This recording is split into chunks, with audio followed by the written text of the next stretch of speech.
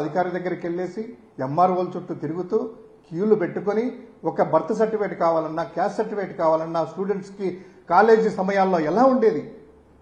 ఆ యొక్క academic year start అయినప్పుడు ఇన్కమ్ సర్టిఫికేట్ తీసుకురావాలంటే దాదాపు పనులు వదిలిపెట్టి జూన్లో కరెక్ట్గా ఖరీఫ్ సీజన్ వాళ్ళ యొక్క వందలాది మంది క్యూలల్లో ఉండి రైతులు అస్తవ్యస్తలు పడి 3 రోజులు 4 రోజులు పెట్టి లంచాల వ్యవస్థ అనేటువంటిది ఆ దగ్గర నుంచి ఈరోజు జగన్ గారి ఈ యొక్క సచివాలయ వ్యవస్థ ద్వారా వారి ముంగిటికే సేవలు చేసేటువంటి అందించే కార్యక్రమం అద్భుతమైనటువంటి ఈ గ్రామ వార్డు సచివాలయాలని నీరుగార్చడమే కూటమి ప్రభుత్వం యొక్క లక్ష్యము. అందులో భాగంగానే 2,66,000 మంది వాలంటీర్లను తీసేశారు. అదే జగన్ గారి టైంలో ఒక ఏదో నామకే వాస్తే ఏర్పాటు చేయలేదు.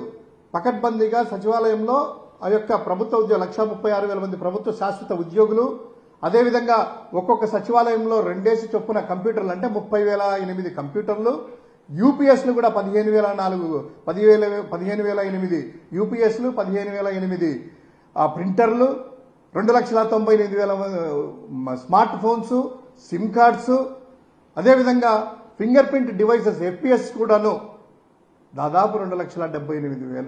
అంటే ఒక పూర్తిగా ఎక్విప్డ్ సిస్టంతో ప్లగ్ అండ్ ప్లే ఏర్పాటు చేసి అక్కడ పెడితే దీన్ని నిర్వీర్యం చేయబోతున్నారు. జగన్ గారి మీద కోపమా, వైఎస్ఆర్ కాంగ్రెస్ పార్టీ మీద కోపమా? ఈ యొక్క కోపాన్నంతా కూడాను ప్రజల మీద చూపించొద్దు.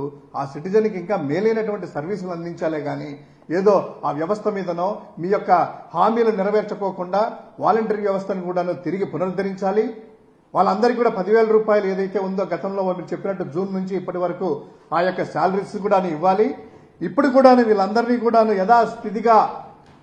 యథాస్థితిగా ఎవరన్నా ఒకరో ఇద్దరో మానేసా ఏదైనా మంచి అవకాశాలు ఏదైనా వచ్చినా కూడా వాళ్ళు రిక్రూట్ చేసుకుంటూ 2,000 జనాభాకు ఒక సచివాలయం ఏర్పాటు చేసి అదే కంటిన్యూ చేస్తూ ఈ యొక్క 9 మంది ఉద్యోగులు ఉన్నారో వాళ్ళందరినీ కంటిన్యూ చేయాలని వైఎస్ఆర్ కాంగ్రెస్ పార్టీ డిమాండ్ చేస్తా ఉంది.